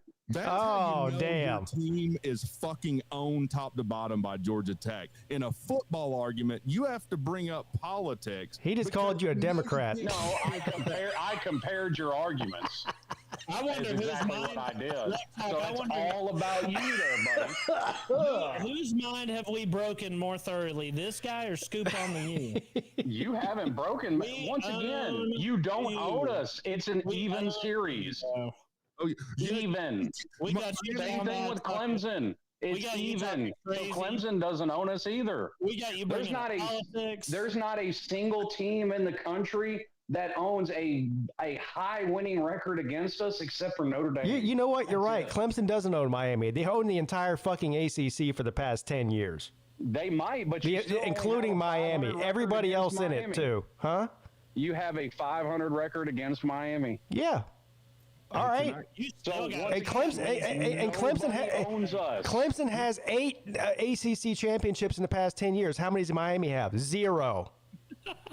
0.0. Can I do my Slim impression real quick? Oh yeah, we can't beat Georgia Tech, but what about Nancy Pelosi though? How about that? I do think we can beat Georgia Tech. kind of is insinuated by having a 500 record. That kind of proves we've beaten you several times, just as many times as you've beaten us. Buddy, I'll see you in the ACC championship. Maybe if you're lucky enough. Maybe if we're lucky enough. If you can make it. If you can make it, there's a higher chance. We're going to be double-digit favorites the rest of the year. You're still going to be underdogs this year. You didn't know that. I just fucking told you that. No, I've said that before this conversation. I just went Junior Soprano on you. We're not making a Western here, all right? You'd lose to Georgia Tech. Accept it. Slim calling you a Democrat in a football argument might be the greatest thing I've ever heard on the show. I did that to somebody else earlier today, too. Just fuck with him. There's an Oregon fan that I'm friends with. Man lost 2 arguments today, he just admitted. No, I like fucking with him because he's from Oregon and he's like uber conservative. So I just like fucking with him. Okay. I don't know what started this argument, but thank God for it. It was me taking my victory lap for Wake Forest. Oh, for Wake Forest beating Virginia Tech, which is an insane victory lap. Thank you very much. I will take my huge W. That is the definition of down bad victory lap right there. I'm winning so much. I'm tired of winning. Hey, that was my whole point in it, Pete. That's such a down bad victory lap that whatever. If you got to take it. Yeah, I'm taking it because you chumps were wrong. You were so confident last week. You're winning so much that you're hanging your hat on a Wake Forest victory against Virginia Tech. I win in every single thing I touch. Let's be honest about this. Wake Forest, Virginia Tech, and confidence, those 3 things don't belong in the same sentence. You guys can say what you want, but you're dead wrong. You're dead wrong. You could have been You don't even know who I picked. Because you can't remember. One of you, I at least know Pete picked Virginia Tech, and I just wanted to gloat about that. I don't know. I don't think I did. Well, you know what? I'm gonna have to go back and watch that and see if that's true. No, I know that you did. But see, that's my whole point. It doesn't matter who me and you picked. He has no clue who he picked. None whatsoever. So he's taking hang on. You are taking a hypothetical victory lap, motherfucker. Get the fuck out of here. Fact. Hypothetical victory laps is what Slim has to do whenever we talk about Georgia Tech. Yeah. No, this is true. A victory lap every other time because I'm right half the time. Well, you look, you might be able to take a victory lap this year if Miami does what they're supposed to do, but every other victory lap you've taken until this year is definitely hypothetical. Yeah, but see, I take victory laps honestly daily. Yeah. Just because I'm so fucking awesome. Delusion is very strong this time of year. Yes. No, I have no delusion. I just have plenty of self-confidence. You can take whatever freaking W's you want, but well, you already know he's delusional based on his thoughts about the call that Cristobal made at the end of that game. He tried to defend that, and that just obviously was delusion. I don't hate it, and I don't love it. Once again, you say I'm defending it. I said I would have done something different. You said I didn't love it. You said I don't love it, but I don't hate it. That's a definition of a non-answer. Now you sound like a Democrat. Context is How about key. that? Context is key, sir. I said I would not have taken the risk, but I like risk-taking head coach. Start calling you liberal Slim. You're like a lady picking shoes out at the damn store. I mean, I don't hate this one, but I don't love this one either. That's you talking about Mario Cristobal. Not at all. Y'all decide to leave context out of it and make half-assed arguments, which I would expect from a liberal. Context when they know that the context doesn't matter. They're just looking. No, the context absolutely matters. What is the context for not ending the game on the spot? What context makes that not dumb? Exactly. You can take many W's as long as you jump through insane mental hoops to justify. What you should say is it was a dumb call, and I'm glad we still won the game because it was stupid for him to do that. I like risk taking. I've said that once again, talking about other coaches other than Mario Cristobal, but somehow I'm jumping through hoops to defend Mario. Yes. Who isn't making sense now? Because I've made the same argument for other coaches taking a risk. Okay. Well, then, you're conveniently skipping over the part that you have no argument for. No, me saying which is once again very liberal of you. Doesn't mean I'm smart. That's the argument you're making. Well, I defend everyone when they do dumbass shit. Yeah. No, once again, football is about taking risks during games, and I don't have a problem with it. Okay. All right. I think it's time to move on from this argument. Campbell versus NC State's a non-issue there. I don't want to talk about that. But the Camels. Syracuse at SMU. Syracuse is in a bad way. They're bad, and I don't really know. They might not even make a bowl game at this point. I feel bad for them. Watching that quarterback go down and then watching them implode since then. Yeesh. Yeah, they got a transfer from LSU, Ricky Collins, I think, who seems like he's got some talent. He got thrown into a position he wasn't ready for yet. Yeah, the fact that Clemson lost to them is just even more. It makes this even more depressing to me. Like, he looked good coming in that Clemson game, which, to your point, should be depressing. Well, there's a lot to be depressed about with Clemson, so this is just one of the things. Well, he looked good against Duke for part of that game, but then he just threw picks and did his best I play for Boston College impression. I don't know what that was. But. So I would like to say, I mean, look, congratulations to SMU. I mean, they went out and won the game, but I don't know. The real loser is Fran Brown's wife, because obviously he hasn't showered now for 2 weeks. Yeah, he's a stinky bitch. Yeah. Yeah. I hope he still wipes his ass. I mean, does he just not shower? Or is he just like totally unhygienic? Does he not brush his teeth and wipe his ass and everything else you're supposed to do? Or he has not expounded on that point. But he said showers are for winners. So. Yeah, that's dumb. Yeah, it's a dumb thing to say. I support whoever we beat showering, or if we lose, we should shower. Why is that a contingent on a win? Yeah, I think you should probably shower anyway. Win or lose, should shower. Now, please tell me that he doesn't make his team not shower after they lose in the locker room. Yeah. I don't know. I know he made them run sprints after that one game. And then not shower? Oh, no, they won that game, though. They want. He probably gets to practice and be like, "Who smells good as hell in here?" Does he bench the people if they smell good? That's Old Spice, motherfucker. I know what that is. You showered. Oh God! All right, Duke at Cal. Duke took care of Cal, no problem. So I am total bandwagon fan when it comes to Cal. When they lose, I say fuck them. When they win, you're off the bandwagon. I'm ready to dye my hair blue and start and vote Democrat, baby. So. So you know that Duke was down in this game. I streamed till like 2 a.m. Yeah, I know they were. They were down. Yeah, I was in that stream. Remember? You were. Yeah. You just kept betting. I kept betting, and I kept like Charlie Sheen. I was winning, winning here, winning there. I was just winning. I feel like a bad influence on you because anytime like we're together, even digitally, like when you're over here, you bet the same game 5 times. You come in the stream, you're betting it. Yeah, I was on one. But it worked out for you. Duke was down 17-0 in this game, and just beat the dog shit out of them after that. Yeah, I live bet Duke as an underdog, and they came back and won and beat the shit out of them. So shout out Manny. Manny's one of the better coaches in the ACC right now, isn't he? Listen, yeah. I have stood on that mountain. I don't think Manny Diaz is a bad coach. Yeah, Clemson's got to play them too, and that's one that Clemson could lose. I mean, seriously. Defensively, Duke is really good. In fact, I think I have the stats here. I wrote them down for a video. Which is what you should expect with Manny Diaz as a head coach. Let's see. I mean, pass offense, they're third in the conference. Which is surprising. Sacks, they're leading the ACC in sacks. That's a big part of their success right now. Mm-hmm. Yeah, Duke is good. There's still 1, 2, 3. There's 5 teams in the ACC who are still technically in it, in my view.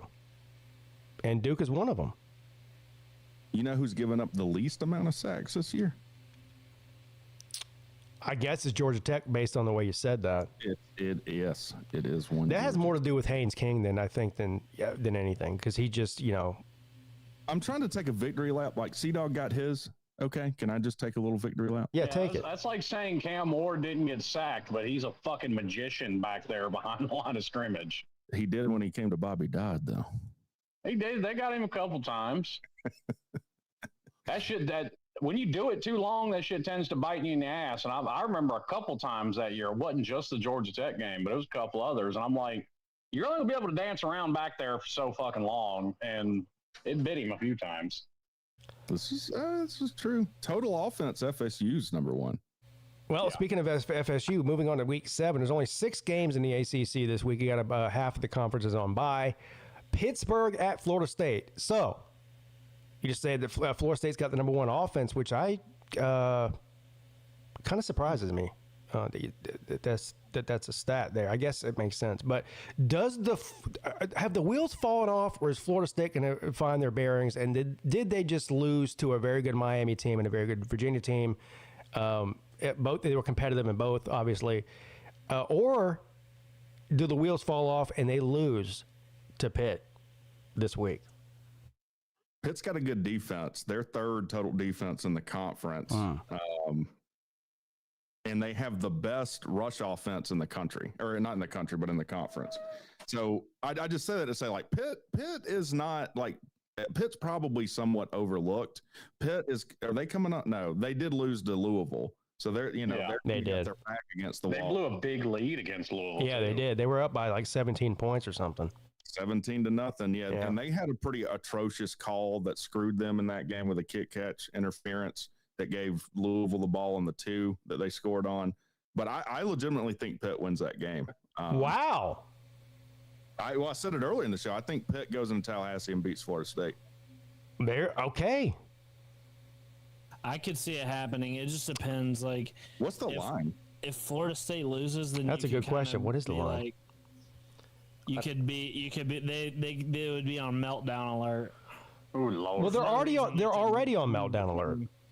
Yeah, I mean they really 10.5. They performed really badly against Miami. I would probably take Pittsburgh at 10.5. That would be my lock of the week. That isn't one you sent me. That's not one I sent you. No. Oh, I don't know if I like that as a lock. I like Pitt in this game. Over 10 points, it should be. I mean, that's a bettor's dream there. Yeah. Well, 10.5. That's what I'm saying. Yeah, it's over 10. 10.5 is over 10, isn't it? Hold on a second. Let me get my. What I find harder to believe is that its defense is that good in the conference. Yeah. Because they've given up a lot of points to everybody. And then, like we just said, they blew that big lead against Louisville. Louisville has the best defense in the conference statistically. And then it's Miami and Pitt. Yeah, I think Florida State will win this game, but I love that 10.5 points, though. Probably will bet that. Yeah, I think Florida State's going to win it. Yeah. Can you bet it 5 times? Maybe. It's at noon. I'll be when our game's at 3:30. Yeah, I'm not able to. We'll see. I think I'd probably go with Florida State. Yeah, please stream that. When's the Georgia Tech game? 3. Oh, you're gonna do the 3:30 game. I'll be streaming. Yeah, I wouldn't be able to stream the whole thing. But not to skip around, the anti-lock of the week, and I've told you this, Pete, and I've been right every time. Georgia Tech minus 14.5 over Virginia Tech. You take Virginia Tech plus 14.5 any 14.5 is a crazy number. It is a crazy number, and I'm going to take your advice because I believe you, and everything you've told me as far as betting advice on Georgia Tech has been true. Yeah, so you're going to take Virginia Tech, and we're going to blow the doors off of them, I'm sure. Well, yeah, the real winning play is not to bet on us. I mean, honestly, this would kind of be like this year's Bowling Green to me. Like, this is when I could see Brent Key fucking up.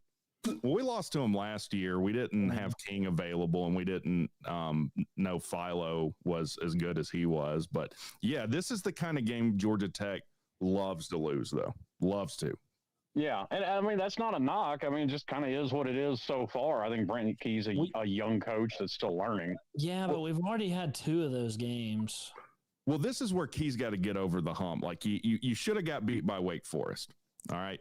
Key, you have this stat. Key's like, 9-1 against ranked ACC opponents. He's now 9-8 against unranked. Like, he's got to get his team ready to play these teams that he's big favorites in and win by some kind of margin. That was the weird stat that I was alluding to earlier with Brent Key, and it strikes me as weird because actually I think it's like 4-1 or 5-1 against ranked opponents, but like you said, he's 9-8 against unranked, and it's weird. He was 8-8 when he played Wake Forest because they kept showing the stat as it looked like we were going to lose. Yeah, it's a mental thing. I mean, it's no other thing than that. We're good enough to beat. I don't think it's mental. I think it's Brent Key's been a head coach for how long? He's still learning how to do the job. Yeah. Well, I mean, he said. I listened to his press conference today. He said the right things. He's like, it's a privilege to be where you are. You've worked hard to get 5-0. Now you have to defend it. You have to defend what you've, achieved so far. We're now the hunted. We're not the hunters anymore. We've got a target on our back. He says all that shit, so he knows the deal. I think it does favor Georgia Tech's coming off a bye, right? Yeah. That should help. Yeah.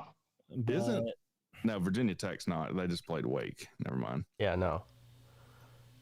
So, and Georgia Tech was a little bit banged up. So, trouble against Duke. I think a week off was probably big for them. Duke is on a bye, and we're freaking playing them at Duke next week, so we might be in trouble next week. I don't think that matters as much. I mean, is Durham some kind of tough place to play? Yeah, nobody just walks into Durham and expects a win. No, right? but that's like walking into Iowa State and thinking you're going to win. Yeah, but it's kind of reverse now. Nowadays we play better at home than we do on the road. It used to be the opposite. Yeah, and it's a noon game too. They announced. I don't think I don't think there's much of a home field advantage for Duke, but Duke's a good team. I mean, yeah, good. That's all it is. That's a losable game for sure. So I guess what you're getting at is could they be looking ahead to that? Is that what you're trying to get to, or no? That's a definite possibility that you could get caught overlooking Virginia Tech looking ahead to Duke. I would doubt they would do that. No, I don't. For me, no. One thing, me and C-Dog talked about this. Brent Key seems to be, I hope this isn't a moniker of his coaching, but he holds things back to unleash him on a better opponent later. So it wouldn't surprise me at all, actually, if we dropped Virginia Tech and beat the brakes off Duke. Yeah. Besides that, we just own Duke. Like, we always seem to beat them no matter how good they are and how bad we are. Like, we just always seem to beat them. I don't know what to make of Georgia Tech. I really don't. I don't either right now. We might be fraudulent. I don't know. Yeah, but definitely not the 13th best team in the country. I don't think so either. But see, nothing would surprise me to see if Georgia Tech went out there and King had a huge game and the defense played well and you beat them by 30. Like that wouldn't be surprising to me. But it also wouldn't be surprising to me if this came down to like the last possession. So it's just. It's a tough team to figure out. We're just an up-and-coming team. I can sum it up for you. We're an up-and-coming team that doesn't know how to play as a favorite yet. We don't have that. I think that's a very good description, actually. We're in year 3, of Brent Key, too. So it's like. Also, Georgia Tech seems to be. What? Georgia Tech seems to be one of these teams that plays to the level of their opponent. A lot. 100%. Yeah. And so that's not good. That's not good going into this game. No, not at all. Well, when was the last time we beat Virginia Tech with Pyron in Key's interim year? So that'd have been 2 years ago. Yeah. And we didn't play them the year after that. That's right. Okay. So. And that was in Blacksburg. Luckily, this game's in Atlanta. That's the only kind of thing you could probably hang your hat on. If there's one thing you wanted to. I'm glad you'll have all 13 Georgia Tech fans there. Hey, man. Oh, I know you're not talking your fake freaking rented freaking Dolphins stadium. I know you're not talking with your poor Actually, I can talk because we've gone from no stadium to now we own 2 stadiums in the state. And neither of them are on your campus? Oh, yeah. I see Miami have the gall to freaking call Doak Campbell. They call that shit Hard Rock North. Buddy, Hard Rock doesn't even belong to you. Did the Dolphins are the Dolphins owning Florida State? No. Hard Rock, not your stadium. The Orange Bowl didn't belong to us either, but that was still our stadium. C-Dog, calm down before he calls you a Democrat. You I know you're not talking about our freaking attendance. You guys have I am talking about. I can talk about your attendance because at least we average 40,000. You average 13. You're throwing stones in a glass house, and we do not fucking average 13 teams. You're out of your mind. Yes, you average 13 fans a game. You're just making shit up. Yeah. Have you never talked? Miami. Where of all teams, Pete, we shout Pete. He let us have the stage. Yeah, he did. Damn, we broke Pete with our stupidity.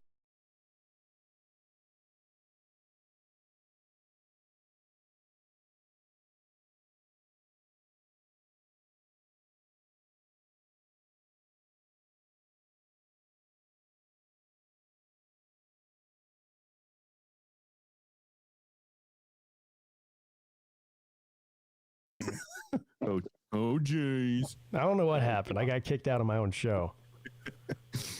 Sea Dog said there's going to be some changes. We might actually hire a decent graphics guy. Don't hold your breath. You gonna fire himself? Apparently. Stanford at SMU minus 19.5. That's a game you should never bet. Stay away from that one. Yeah, I won't bet that one. That's on the Cartoon Network this week. So yeah, it's on is that's the Cartoon Network game? Yeah, Stanford at SMU. Who do you wait? Oh, there's 2 games on Cartoon Network. There is? What's I the see other 2. Oh yeah, Wake Forest and Oregon State. Team. Boy, the Cartoon Network's really moving up. Now they're having 2 games a week. One. Can you guys guess who I'm taking in that other game? What's the? Tell me what the other game is. Wake Forest and Oregon State. Wake. I'm taking Wake in that too. But hold on now. It's in Oregon State. I don't care, bro. Wake Forest is good. They're going to go beat them there at Oregon State. Boy, you're really going to ride this Wake Forest is good thing, aren't you? CW Network stands for Sea Dog and Wake Forest. I thought you were going to say Sea Dog and Rec Talk because, Rec Talk does start with a W. You like Wake Forest more than me, you bastard? I love Wake Forest, dude. They're really good. Here, the letter W. Wow. Yeah. Do you have a Wake Forest hat? Or do you throw that away with the rest of them after? Yeah. Screw Sea Dog and screw Wake Forest, man. I don't want to do this no more. And see, that was my plan all along. I got Sea Dog so riled up that now he's pissed off Rick. Yeah, you and Mario Cristobal in 4D chess again. And there is some, the Cocks versus the Beavers is the best one, but the Deacons versus the Beavers is also pretty funny. The most oxymoronic mascot that's ever existed. Well, what about the Blue Devil? It's kind of the same thing. Well, it's just a color. Well, you're right. Yeah. I mean, a deacon is an upstanding member of the church. He can't be a demon. What are you talking about? Yeah. Yeah, but most of them are. Yeah, they pass around those plates. There's not really... Sea Dog and Rec Talk Network is a really good one. We'll have to save that for later. Yeah, the Sea Dog and Rec Talk Network. He's backpedaling so hard right now. Well, more people would watch the Sea Dog and Rec Talk Network than would watch that channel. We'd be more entertaining. We'd be like, all right, we're not showing golf commercials every half or third. Yeah. Mine and Rec Talk videos are better produced than Supergirl. No, y'all would be showing live streams of y'all hugging with your shirts off instead. No, we would have the hole to hole halftime. That's just us being forced to freaking play pickleball. First of all, nobody forced you, and just because you got your ass whipped doesn't mean you have to put down pickleball. I did not get my ass whipped in pickleball. You can freaking roll the tape. I whooped both of you at the same time. Is he delusional? I whooped both of you at the same time. What is he talking about? We went hole to hole, and you're going to say that? Look, man. Hole to pole, hole. I call it like I see it. Man. What's the least gay position? Sea Dog, you were terrible at pickleball. The least gay position, I don't know what to tell you. Is hole to hole. Out of the 3 people who never played pickleball other than me, you were the worst out of the 3.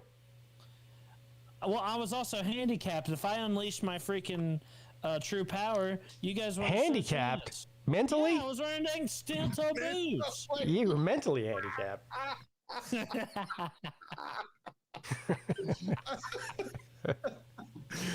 Yeah, I'm so mentally handicapped. What's the mental handicap that causes you to be right all the time? Because I got that shit. Yeah, it's called delusion.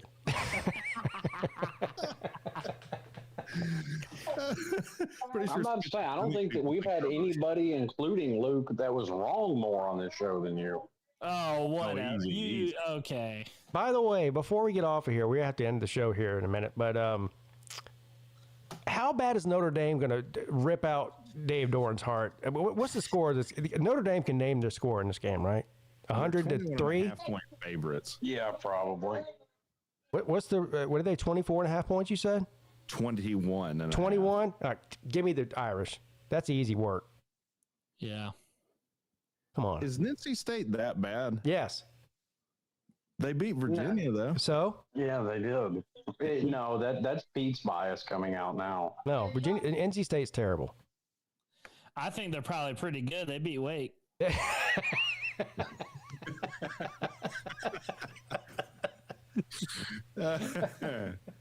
Man, How dare you? Why does Sea-Dog do this to himself? He latches on teams like Wake Forest and Georgia Tech just to sink deeper into his depression. If you want to go down the road of hypothetical matchups, Wake Forest would dog walk Miami.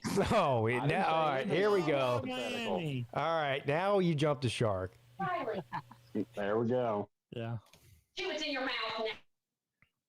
Yeah, listen to her. I'm scared. Females You are scared yelling. everybody yelling at her. We all got quiet immediately. Yeah. Why was there a lady yelling? Like in trouble. Well, for a change, she wasn't yelling at me. She was yelling at one of the kids. Yeah, whenever a woman starts yelling, and the natural reaction is for me to shut up. Well, I get quiet and then I get big, like a bear attack. Like I try and be intimidating. That hadn't worked well. How dare you? I piss off all kind of women. They don't even have to be my wife. That is true. I believe you. You've done it on stream before. Can be other people's wives. Yeah. Yeah, that may be the greatest mystery in all the world is how Sea-Dog is married. Well, that and the fact that he doesn't own pants, and he tracked his bowel movements for 3 years on an app. 3 years? It's been going on a decade. Okay, worse. I started it around 2013, so yeah, it's been like over 10 years. Do you remember your favorite one? Yeah. Well, yeah. Which was your favorite poo? I have one. I remember. I have one at the. Well, there's a couple highlights. I have one at the Bank of America Stadium at the ACC Championship. You ate a lot before the game. Wow, was that an epic one? It was epic. I mean, I was at the ACC Championship watching the Jackets. Like, that was pretty sweet. Yeah. I have one on River Street in Savannah. They had a honey wagon parked right on the river, so the Penn looks like I pooped in the river. What's a honey wagon? It's like the portable, toilet. That's what you call it? It's like no. It's like a nicer. It's not like a porta-john. It's like a nice version. It's got like. It's got like a generator powering it. It's got lights, a sink that's like plumbed and stuff like that. A sink that's plumbed. Something that was so nice. Yeah, I mean, they didn't just have a bowl of water. It was actually plumbing in there. Right. It was amazing. All right, wow. I think we got to end the show on that. I think we should start talking about Sea-Dog's pooping habits. I still am not able to access. They like discontinued the app, and I can't access it. We know, and it was a very tough time for you. It was. I'm still really upset about it. Sea-Dog is mad that he wasn't able to go international with it when we were at the Slob Olympics. Yeah, that's true. You know what I've been doing though is anytime I shit, I'll like take a screenshot of where I'm at, just in case one day I get access to it again, so I can retroactively add. That might be the most disturbing thing I've ever heard you say. So what do you have a folder on your phone? Yeah, like screenshots of the Maps app. He's got a playlist. Have you? So you have a screenshot of where I live? Yeah. It's apartment. Yeah. Wow. Your old place. I don't think I pooped at your new place yet. Well, yeah, he said yet. I need to christen it. That's hard to believe. We ate Donnie's over here. Okay. No, man. I don't think so. I can recall. Oh, I'm speechless. yeah, I'm ending the show. For once. See you guys. All right, see you later, Greg. Yeah, sir. All right, Slim, thanks for coming on, buddy. Great show. Yeah, sir. All right, Sea Dog. All right, man. We did it. It was a great show. It was a great show, as usual. Most underrated show on the internet, the ACC show, in my opinion. I didn't say it was the greatest, most underrated. Like this one. Yes. All right, buddy. We'll see you. We'll see you next week. All right, man. All right, guys. That's going to do it for me as well. I hope you guys enjoyed the ACC show. Thanks for all the people that showed up in the comment section. The comment section was lit, as they say. And thank you for all the people that supported the show through super chats and everything else. Appreciate you. Make sure you hit the thumbs up on the way out. I'll be live again tomorrow night at 10 p.m. for the College Football Call-In show. So make sure you stay tuned for that. Have a great rest of your evening, and I'll see you guys later.